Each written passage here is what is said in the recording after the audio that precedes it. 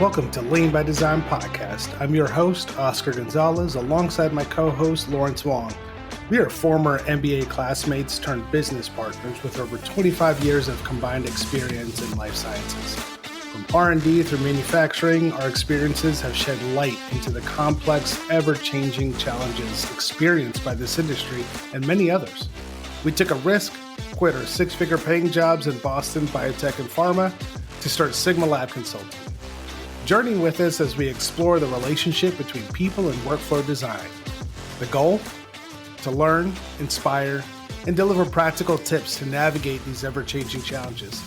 Stick with us and learn to work smarter, not harder, and be lean by design.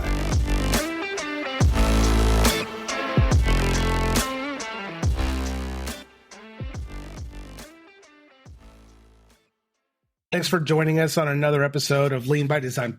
And today we have a really special guest. He's somebody that I connected to years ago before we started Sigma Lab Consulting, and we've continued to maintain that relationship. I'm excited to see the things that he's doing. And so today we are here to talk to Bogdan Knezevic, who is a co-founder and CEO of Kaleidoscope. I met him a long time ago when he was initially piloting, wanted to get some feedback. Honestly, Lawrence, I probably gave him much harsher feedback because at the time, I think I was getting a lot of emails asking me, can you look at our platform? Can you do this? Can you do that? I had a little bit of a harsh response, but I got to hand it to you, Bogdan.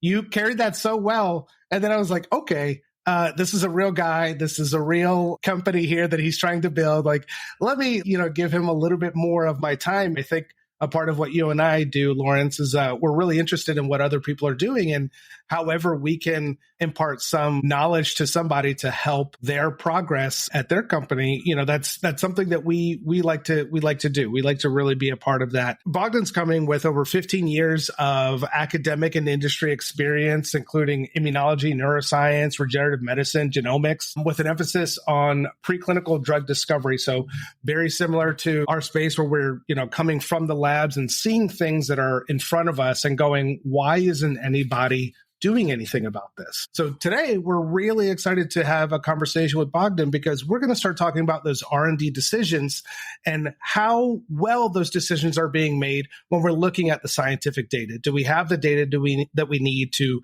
create the right decisions at the right time? Are we missing things, or are we just going based on a hunch because of some data that we saw previously without really looking at the trends?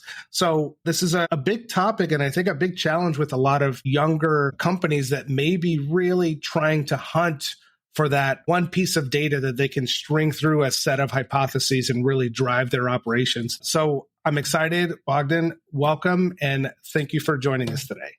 Thanks for having me, Oscar. And I remember those. I didn't have any bad memory of it, so I'll take your word that it was harsh feedback. But it was really helpful speaking to you and to people like you that are generous with their time, because obviously all that I care about and all that we care about at Kaleidoscope is solving things that actually matter to people. And so understanding what that is and what is maybe perceived as important but not actually important, and the reverse is really useful. Right. So I appreciate, obviously, the time you spent then and since then. So thanks for having me. Absolutely. And I'm glad that you don't have any bad feelings. Sometimes I think about these things. I'm like, how did I meet them? And then I go, wow, I was very crude. But I'm glad that we are here and having this opportunity to talk to each other.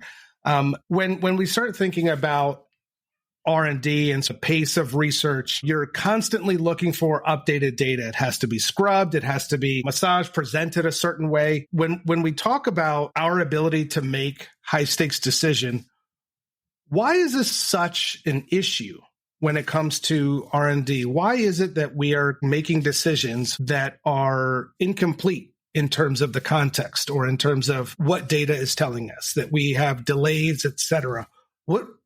Why is this such a common issue?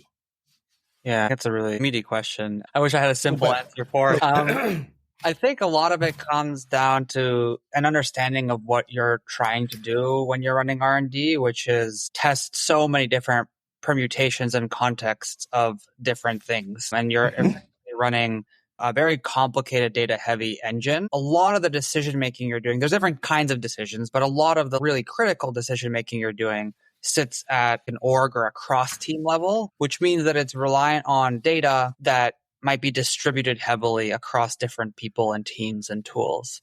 And so when you bring those two things together, the fact that it's this distributed data and that every data point has its full milieu of context behind it, it becomes a very, very challenging thing to manage, especially in a world where you're relying on humans and human time and human memory. If you don't have the right combination of behaviors and processes and tools, if you don't have those elements, you're inevitably doomed to let things slip through the cracks. And so those kinds of things compound over time and over the course of R&D. They really do. As you mentioned just now, sort of this series of permutations, it's just hypothesis after hypothesis after hypothesis, depending on where the data is going. And understanding that the data is there, but the context may not be there because we are dealing with much more complexity in the projects that we're doing. We're doing projects that really span, data and strategies from other functions that help us determine which direction we want to take the research. And it is in that framework that we all grown to love or hate that lies in those opportunities that often are missed, that create gaps in knowledge. And, well, why did we go in this direction? Why did we run that? I thought we had the conversation with this team and we realized that was not the best move forward. But things are not necessarily documented the right way. Perhaps the communication, as you said, as it changed from hands to hand, the communication of a new strategy was not really discussed. So Are these issues that you see only in earlier companies, growth companies, or even at the enterprise level?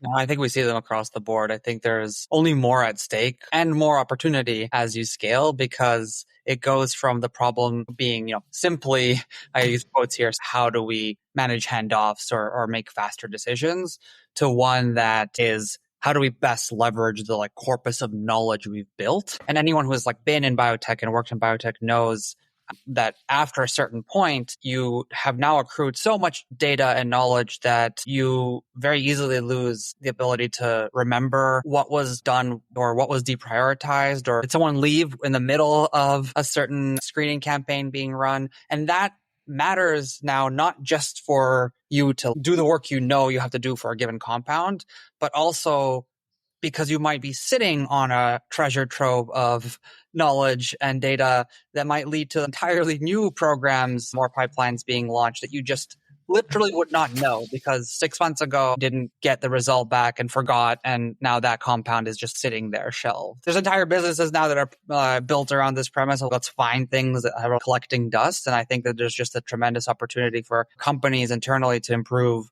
how they stay on top of their decision relevant data, and how they get the maximum value they can out of any data package that they have. I think it's pretty remarkable as you're explaining it when you really start to dig within your role and your function.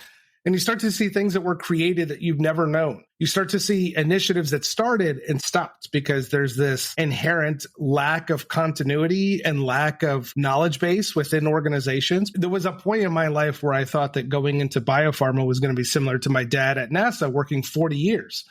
But in some cases, these are revolving doors. People are taking roles to work 2 or 3 years to then move on to another organization to take on a different responsibility.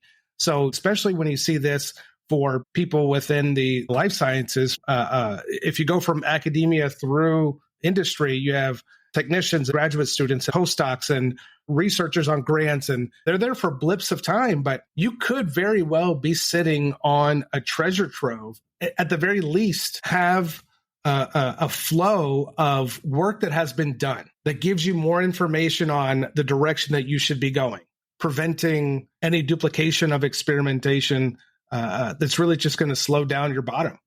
Yeah, and all these things are linked together. So I like that you brought up the kind of revolving door analogy because the time horizon on R&D is massive. Several years on the low end. And so when the pieces are all interlinked and you have that kind of movement, then you can't as easily say, okay, well, someone will be here, even if they're here for just a year and they're really great. It's self-contained work and it's it's one and done. We use this analogy sometimes when people ask us about project management and what's different about project management in bio versus, or in life science R&D versus elsewhere. And I think a big thing is that things are just not as ephemeral in biotech. You're not just doing a checklist and completing it and moving on. You're going to have these artifacts that are all interrelated that might come up repeatedly in the future. And so you're not just trying to do something for the sake of forgetting about it. You're going to need to access it in some way, shape, or form later. I love that perspective. It bodes well with the things that Lawrence, you and I have been doing in the projects that we've been running with organizations, where you really try to build a system that you can reference.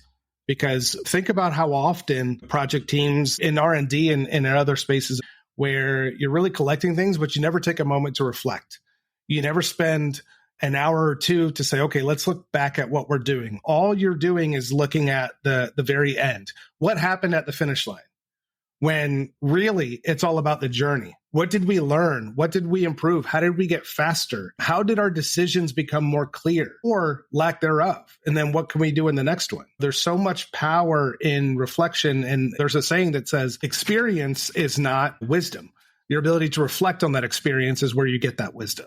And I think that when people come into the organization, having some semblance of what has happened before is really going to prime you in the way that you make decisions, in the way that you set up your R&D space, and drive toward those goals that seem like a checklist. But to your point, it's not. It's not a checklist. It's being able to look at the past and in some ways try to predict the future. The iteration piece is exciting to me because it manifests in slightly different ways depending on stage of company. So I think a lot of early stage companies really need to be embracing the fact that your goal isn't to get 10 half-baked programs to clinic. Your goal is to get your main lead candidate in programming to clinic. And so what you actually want to be doing is testing and iterating very rapidly in the early days so that you know what you can kill and kill the bad things fast, and then focus more and more resource on the things that are looking good so that when you get to clinic, you're less positioned to then take on the kind of challenges that come with clinical trials. So that's on the early company side. So having that awareness of what are we iterating on? What is leading to the decision? Are we getting better? And then the flip side is if you're a mature company, maybe you have now clinical stage assets, you have a growing portfolio of programs, you're 200, 300, 400 people or more. Of course, if you're a global top 10 pharma, that goes without saying. But if you're one of these now mature mid-sized biotech, now this becomes how you build an engine that keeps innovating and keeps novel IP. The improvements in iteration are now at a macro or meta level. No longer when we get one thing to clinic. It's okay, well, the engine is working. How do we get it to be as efficient as possible? Because it's still immensely expensive to run these iterations. So you're going to need to show, especially if you're public, you're going to need to show to your board, hey, this is how we're getting either better, faster, or cheaper over time. Otherwise, you're not really driving value across the org. We'll be right back after a quick break. In biopharma, success isn't just about innovation. It's about connection. Between systems and teams, between data and decisions, between goals and the people driving them. At Sigma Lab Consulting, we call this the biopharma nexus. The network of relationships that hold your organization together and keeps progress moving. When those connections align, teams work with clarity, speed, and confidence. When they don't, workflows slow down, decisions take longer, and effort gets lost. We help life science organizations simplify how work gets done by strengthening the connections between people, processes, and technology, so that your team can make better decisions and move faster with less friction. If you're ready to reduce complexity and restore flow, start with a risk check at sigmalabconsulting.com and start simplifying how work gets done.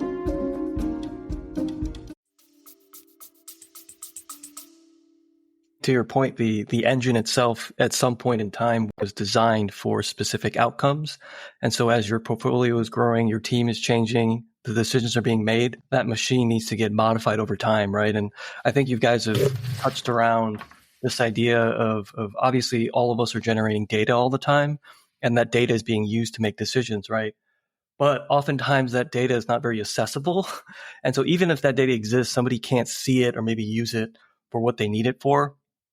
So there's the accessibility piece, and then there's the organization of the data itself, right? When you are generating the data, are you leaving breadcrumbs for people to be able to follow if you are not there, or if you move on to something else? And those are really important pieces to make high quality decisions. And Bogdan, from your experience from working with clients and what your company does, what are some of the red flags when you come across a growth company versus an enterprise company that may be dealing with some of these issues, right? It sounds like the different sources of data, it's one thing to have it all connect within a company, but we all know that we have partners outside of the company itself too. And Right. you have to make decisions off of other people that are outside of your organization. So how do you help them navigate that? And what's one of those red flags when you talk to a client and say, okay, hold on, let's just align on what the actual problem is here? Yeah, I like that question. A couple things came to mind as you were talking. One is, it's a pretty simple question, but if you can't answer what's your best performing compound, like why? You can't answer that without having to email your 6 reports and then they have to dig into their data. That's a problem. And it's a very common thing in this space, is that's a hard question to answer.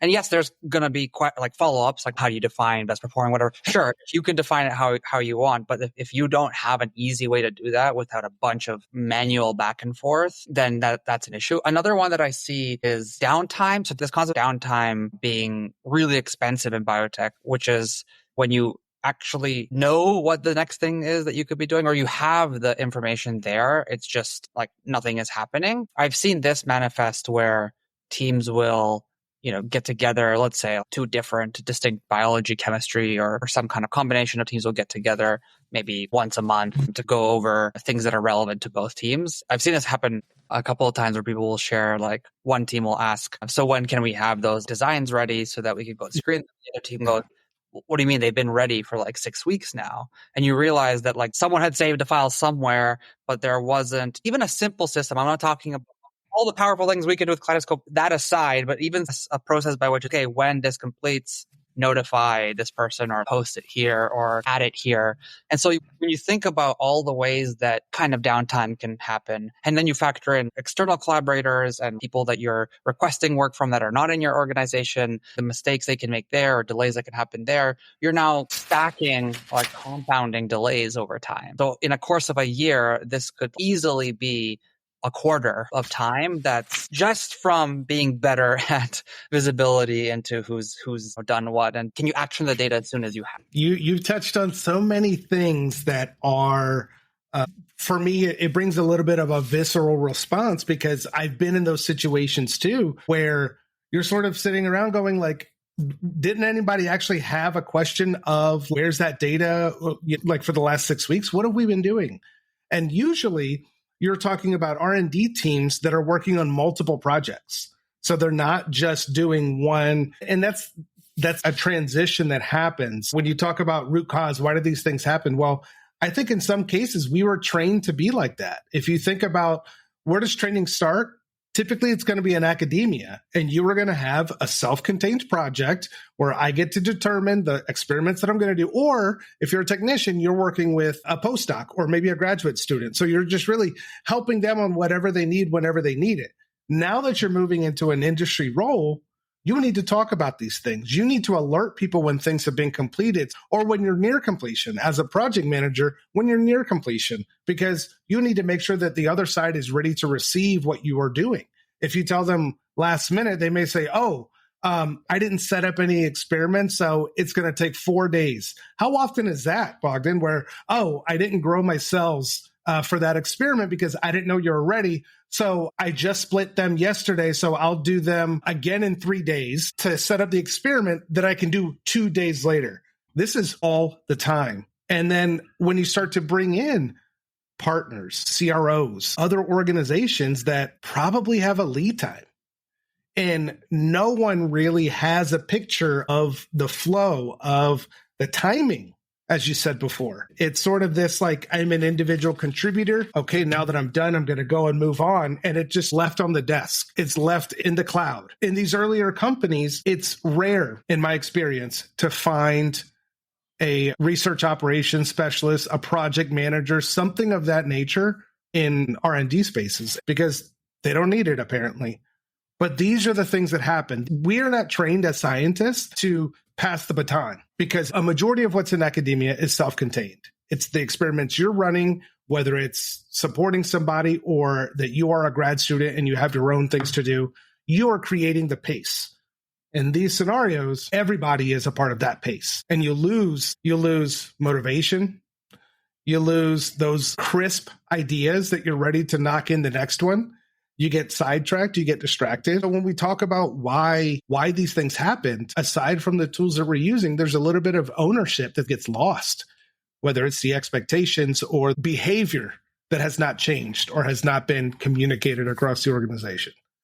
Yeah, spot on. I think the academic culture piece is a big one, and there's a lot of layers to it. Everything you just said, 100%. Also, the aspect of time frames and time horizons, and you have funding for 2 or 3 or 4 years guaranteed, and actually chasing the thing that's most intellectually stimulating for you. The emphasis is on novelty, but not enough on reproducibility. I don't need to talk about kind of reproducibility crisis, but all the incentives reward novelty. Obviously, novelty is at the heart of why biotechs sprout.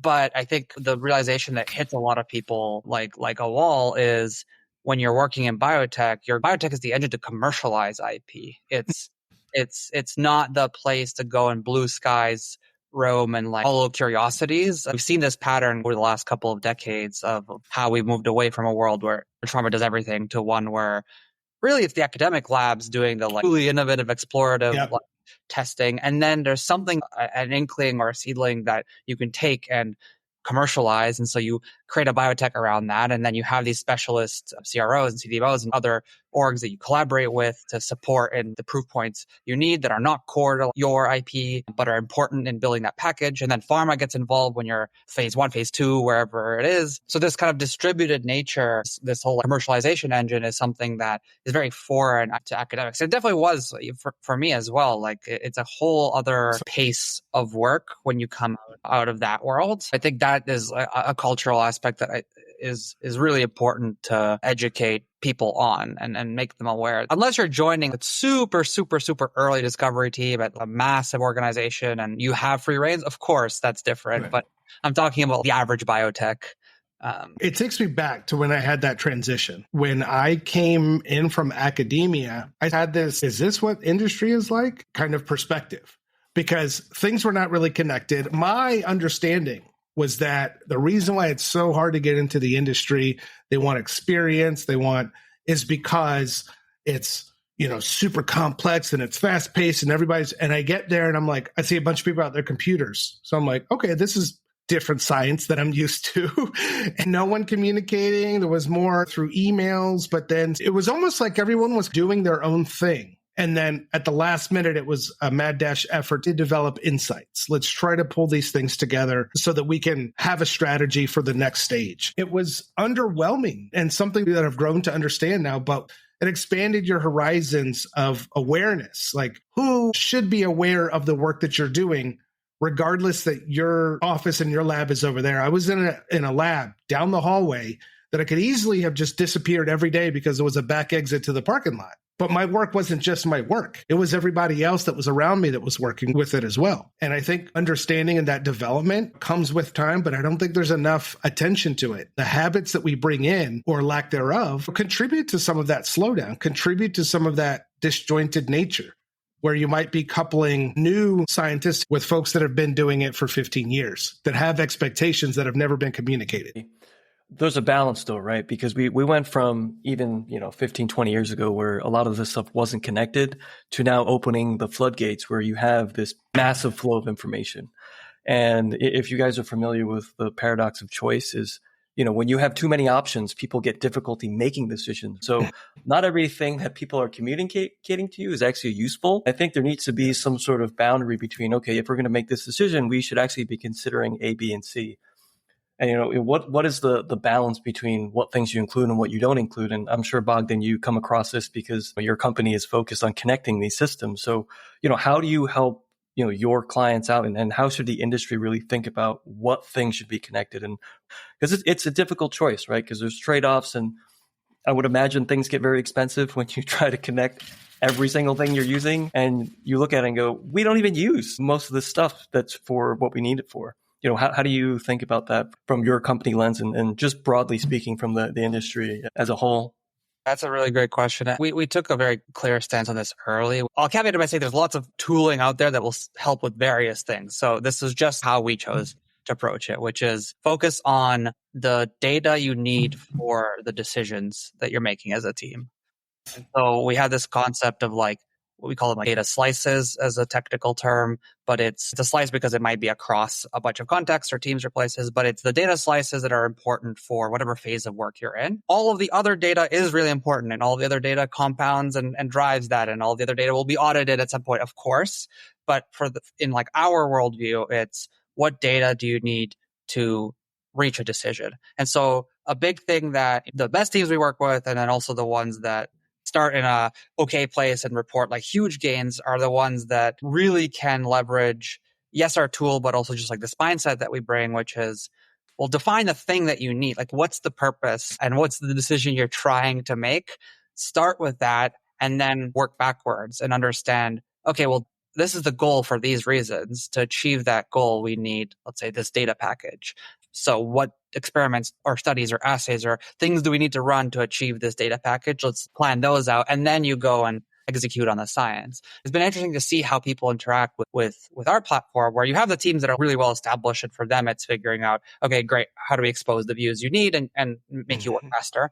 But you also have the teams that are like, Kaleidoscope becomes our framework for defining what we're doing and why. And so after implementing, we've noticed these really great, unexpected, incidental, indirect results, which is the team is no longer planning, tomorrow's experiment today. They have clarity on, this is what we're trying to achieve this month or this quarter, and this is why it matters. So I, as an individual, understand, okay, the work I'm doing contributes to this white space, or it contributes to novel data here, or contributes to fixing this thing that doesn't look good here. You have more of this alignment. It's everyone from the research associate up to the CSO feels like they're on the same page when working in this way. Laura, it's kind of answering what you asked, but it's not about bringing everything together all the time, all in one place. It's being methodical and like principled. What are you trying to achieve and what do you need in order to achieve it? Oscar and I have been really talking about the decisions that these companies have to make. What is the level of risk associated with it? Because if you're trying to make a really risky decision, you'd want to have more data so that you can make a well-informed decision. But if your margin for like exploration is greater and you're really not sure, you're looking for direction, but not necessarily trying to hit the target, then I would say, okay, let's just pick and choose what we want, because we still don't know what that eventual target is going to be. But it depends on the risk level of decision making that you are in. Every company is different depending on the life cycle of the asset that you're developing. There are some things where we'll just have a little bit of data for this, and versus the other things that are much further developed. Like, no, we need to have this. This is a non-negotiable item that we need to have. Oscar, do you have any opinion on this as well? I think that what we're talking about here is a difference in how some R&D are set up. Either they are looking for a specific target, something that specifically addresses this disease in this patient population because of XYZ. And in other cases, you may be looking at folks that are developing platforms where they're trying to develop a new technology. We don't exactly know where it's going to go. It's going to have a lot of different things, and it's going to have a lot of different features in it. But we want to create a platform that can do X. So you sort of get to there, and then you're going to have to start making decisions of, all right, where does it make sense to, how can we partner this with people? Where should we be doing our own internal experimentation? Your goals are going to shift. Your goals are going to change. And I think it's really important for folks to understand that even though you're setting up a goal, you're trying to reach a target that might be like a year out, the way you get there might be different than what you think. Really having the ability to pull these things together, again, running the experiments that answer the right questions. And that's the other part that we don't really talk about. We go with it with an hypothesis without really saying, what are the different questions that we want to answer with the $2 million that we're about to spend? Looking from high to very specific, obviously, once you get further into development, these are those questions that you're starting to see now as being a pinnacle to R&D research. Your target product profile and your target compound profile. What is the compound? What should the compound do? And as a product, what should it do for people? Those are two very different questions that you eventually need to answer when you're doing drug development, because they're going to take you down certain spaces. You need to make sure that your compound is going to nail it. And then you also need to figure out, well, how is this going to turn into the right product for those patients? Are they elderly? Do they have trouble accessing oral medication versus making this an IV versus being inhaled? Those are all vastly different directions that they're going to cost a little bit of money to get that answer. And they're also going to be very intertwined with what like your teams are executing on in the lab. So that's something that we also try and really emphasize, which is like you need to keep like a dynamic view of what that target profile is. And so we have, this like leaderboard dashboards in Kaleidoscope. But when we get this in front of people who've like worked in pharma, one of the first things they go is like, oh, so this is basically a way to like benchmark against a target profile, because you can spin up like, whatever compounds you're trying to compare, and you pick the parameters you care to track, and you see them side by side, and compressed across all iterations of work that you've done. And so it's interesting when like, again, something that I learned through just working in the field and through the customers that we serve, which is there's going to be things that change in either your understanding or in the competitive landscape or something that is going to then, it might be very like strategic or commercial change. You have to then propagate that strategic direction through to what your R&D team is doing, because if you change the delivery mechanism or if you change something about that for commercial or strategic reasons, well, now your team has to go and build or optimize for different things. So having a way to connect that and to know not just a way to propagate that information backwards, but then to also know, do we actually have things that fit this new profile well? Because we've now spent 4 years doing R&D. We might actually already have candidates that are very excellent fits. And you wouldn't have known that a priori because that wasn't the profile that you were originally chasing. So a lot of this stuff, it becomes very clear, at least to me and to people I talk with, why you need to have good systems in place when it comes to data. And so what you're suggesting when you have these strategic changes, that cascade from leadership, from your manager, et cetera, might put you in a position to go back into your system and say, you know what?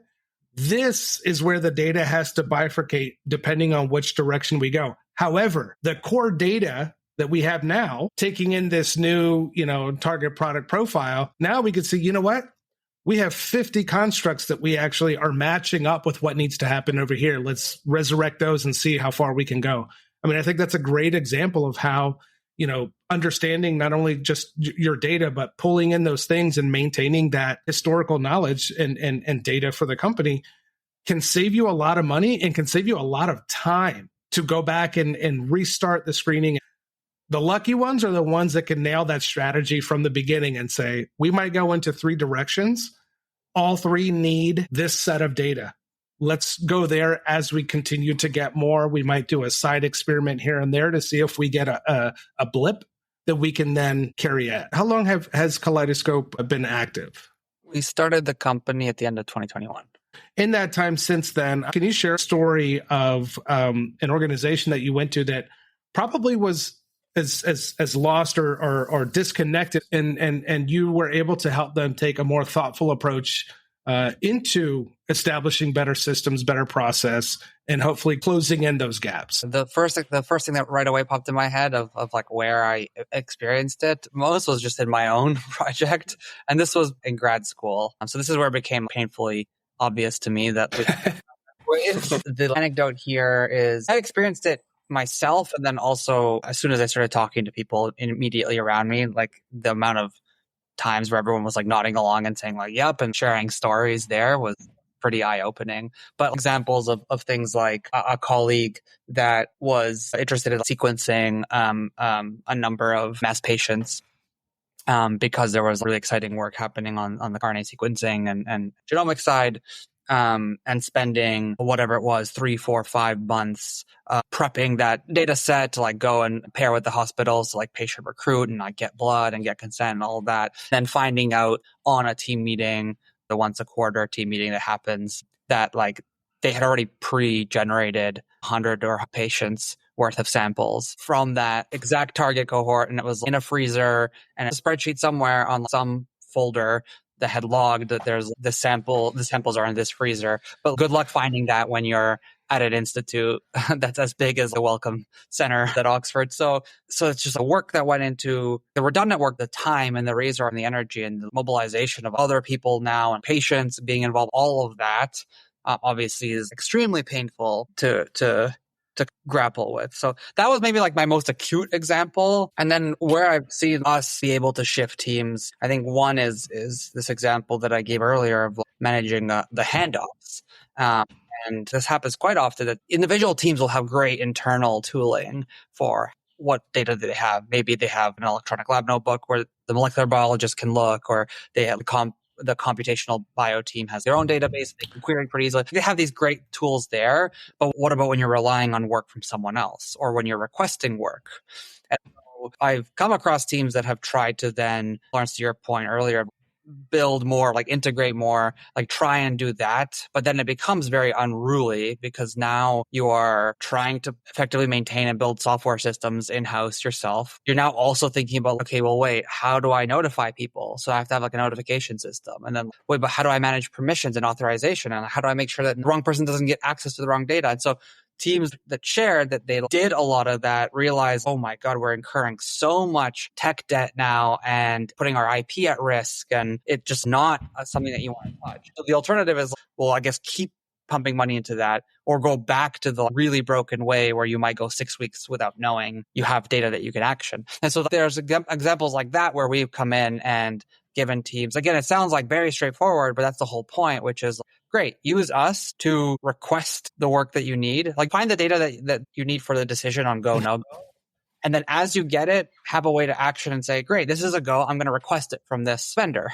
And then they get a notification. It goes to their email. We big believers in like, don't force too much behavior change if you don't have to.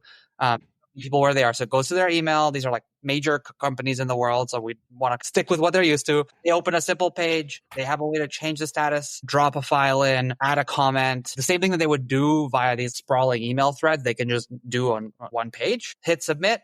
And now that notifies a biotech like, hey, you have data. It was marked as complete. Here are annotations for it. Here's the file. You can review it and see, or you can have us do more automatic QCing, but you can have a human come in and review it and say, great, this has all the things that I expected. I'm going to mark this as complete. Or no, this was a mistake. We have to understand this better. But the point is you're tightening that feedback loop immensely and going from a world where you'd have to do that yourself or risk losing 3-4 months a year to it's managed for you and you can focus on executing the stuff that you need to execute in-house. Thinking about just how the users input the data is very important because if you make it very hard, people are less likely to put in the right data. They get frustrated, they get mad, they shut their laptops down, and we know the end of that story. So it's beautifully said that you guys have thought a lot about what that flow of information is, not just from the standpoint of management or decision makers, but also at the other end. If you're requesting information from these people, you got to make it easy. You can't make it some difficult thing where you have to jump through 6 different hoops and 5 different doors, and you're just not going to get the same result. That's a really important piece that we try to drive home as well. And things that we do is try to make things simpler because usually that's just better. You try not to make things complicated because people are naturally resistant to change. Like 100%. I can't take credit for this. This is all by a design co-founder, David, and the brilliance that he brings, which is how do you hide away all the complexity you can? Because humans hate complexity. And he's like a designer by training who then moved into product and who then moved into health and life science. But it's been really cool and big privilege to see how he thinks through those things and things that seem very simple but can make big changes. Like I remember when we were like first productizing, how do you annotate like why you made a decision? We had like a flow that was still pretty quick. I think it's like 2 or 3 screens that you would like click through. We'd ask you different prompts. And then David and his kind of obsessive mind of make it simpler, make it simpler, make it simpler. We got to a point where now it's add data point and it on the screen just highlights anything that you could click that's a data point, and you can just scroll and click the things that you want and it pins them. And so we've removed the idea of these click throughs because we know humans are going to start it and be like, oh, I don't have time for this, and like forget it or leave it or do it wrong. And so just making it dead simple so that it's just like the way you would intuitively do it. If someone on the table presented you with things and said, what do you like? And you're like, that thing. That's the magic that we tried to bottle and love that we're doing as a product first team. I mean, it's such a great approach because you're really taking a human-centered design approach. There are people that are at the front of this that have to do this work. The science is already complicated. The strategy is complicated because, let's be honest, there's a lot of data we wish was available, but is not available. So you have to do it. You have to come up with the right experiment. You have to come up with the right hypothesis to answer. And I think what you're expressing here is refound vision of things don't have to be so complicated. And we're used to that. Why? Because humans are creatures of survival. So if we get a new position and we go, wow, this place has really garbage process, what do we end up doing? Making our own. We decide to go, okay, now when I get this document, I'm going to do this. I'm going to transform it this way. And then I'm going to create something else, blah, blah, blah. And now you start getting all of these like process ninjas that are all coming up with their own process, expanding the variability in the output that you're getting. Oh, yeah, this is cool. Like, can you do what David did? He did something really cool. Can you go, you start to see those questions all the time, and it slows down the progress. It slows down the continuity that we talked about in the beginning, the knowledge base. Like, if you can't tell me how you're going to do what you're going to do, how can you expect anybody else to follow suit? How can you expect the consistency to be there? How can you expect the project to progress? When we stop trying to figure out the most perfect thing and we start looking at simplicity and creating the right vision, what are you seeing in your clients and your customers? What are you seeing change in the way that they work? I think a lot of it is understanding what the purpose of the work that you're doing and why. So that kind of autonomous, we're all gunning for the same goal. If we can get together as a team to make major decisions, but otherwise I have clarity on why is the work I'm doing important and how does it contribute and how can I contribute better? So I think that's a human level change that we see happening. There's all the productivity stuff that I mentioned, which is obviously immensely important, especially when markets are what they are today, where you're under the gun to deliver as fast as possible. So saving a day a week or 3 months a year is massive and can be life or death. Another interesting byproduct has been, and this emerges as a natural use case, which is the teams that have really leaned in and really embrace this mindset. Some that have shared that their C-suite will ask, why is this not a Kaleidoscope dashboard? Which I love to hear that's an internal household name that way. But some of these companies have shared huge value here is just the distilled, where are we? What's the state of our affairs when it comes to R&D, and what data do we have to support that? They've then started sharing that also with their pharma partners, their investors, their board, different stakeholders that are external to the org.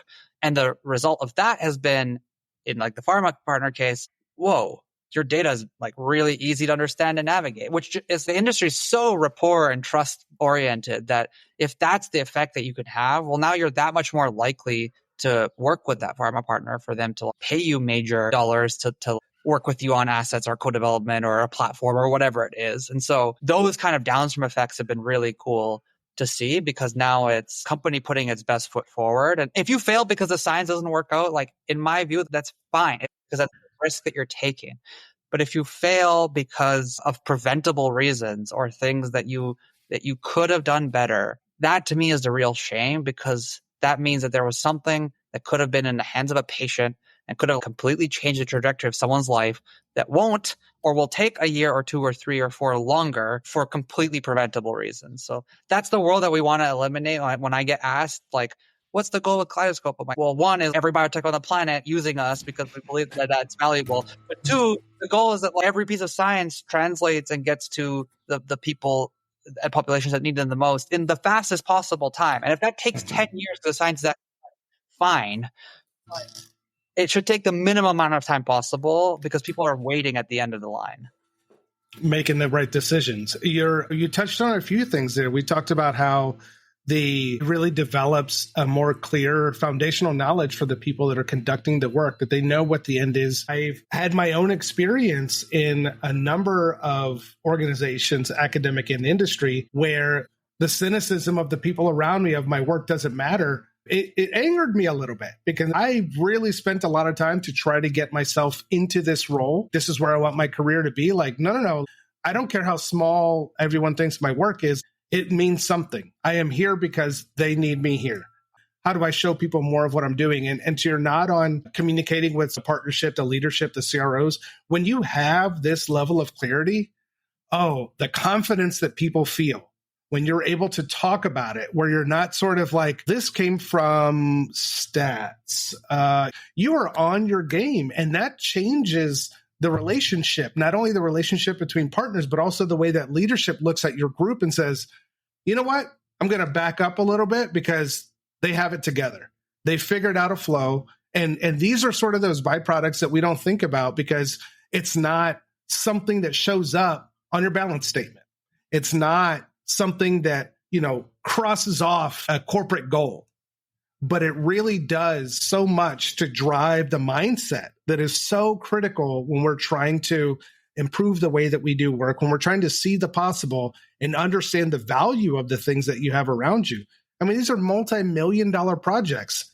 Get out of that Word document or that Excel spreadsheet and get into something that makes sense to manage the right way, to give you the abilities to expedite those decisions and to have alignment across people that may or may not be at your organization.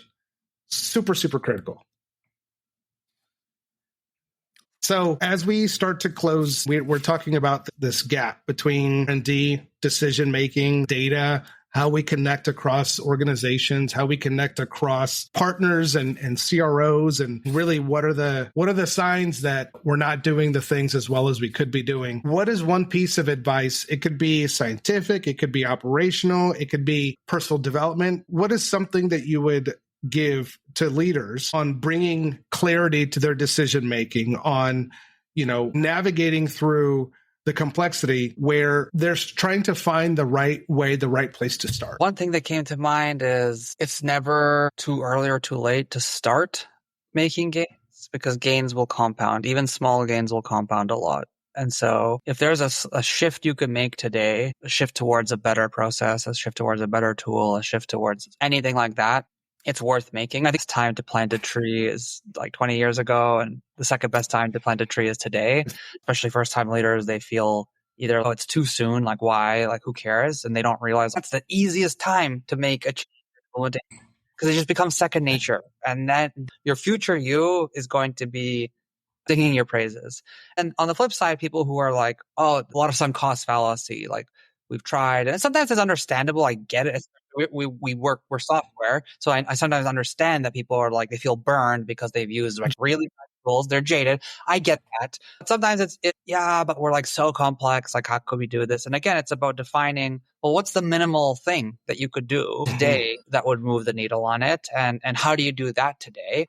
And so it could be as simple as, hey, like use the same naming convention. That's a very simple change. It doesn't require you bringing on a new vendor. It doesn't require anything like that, but it's going to move you in the right direction. And maybe it is like find a vendor that can integrate these 10 data sources and give you a dashboard. Sure. But I think that's the biggest thing, that when's the right time? And the right time it's now. It's literally now. There's very few exceptions to this, obviously, but it is sooner than you think.